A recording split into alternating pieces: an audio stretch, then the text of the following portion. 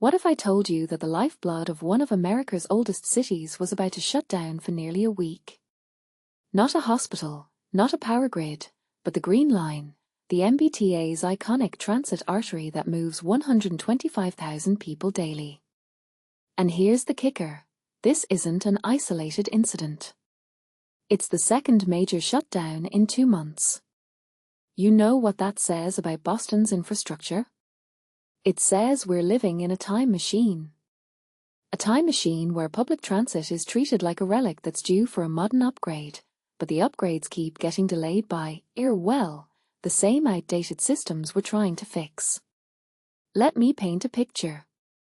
Imagine you're Mary Kate Hearn, a regular rider who's already dreading the summer. She's not just dealing with a closed subway line, she's watching her entire routine unravel. Commuters like her are the unsung heroes of this city, adapting to chaos while the powers that be debate whether to replace century-old signals or just keep patching the same cracks. And honestly, this feels like a pattern. Last month it was the Red Line, and now the Green Line. It's almost like the MBTA's calendar is synced to a construction schedule that's more about keeping contractors employed than solving problems. But here's what's fascinating: the MBTA isn't just upgrading signals. They're also focusing on accessibility at above-ground stations. That's a bold move, right? Because accessibility isn't just about ramps or elevators. It's about rethinking how we design spaces for people who've been excluded for decades. Yet, the timing is brutal. Why do these upgrades always happen during peak summer? Is it because they're trying to avoid winter storms? Or is it because they're hoping no one will notice?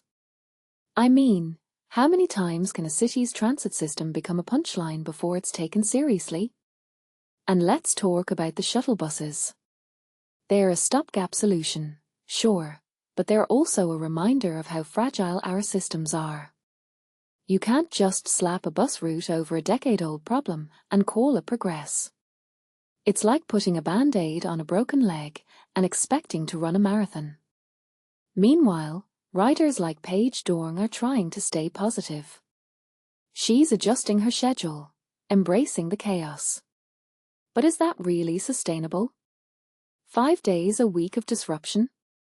It's not just about inconvenience, it's about how we value our workforce. If your commute takes twice as long, does that mean your time is worth less? Here's the deeper question: why is this happening now? Is it because the MBTA finally has the funding to do these upgrades, or is it because the system is literally falling apart? I've seen cities with older infrastructure that still function better. What's different here? Maybe it's the political will, or the lack of it. When was the last time Boston had a mayor who made transit a top priority? Or a state legislature that actually funded long-term solutions instead of short-term fixes?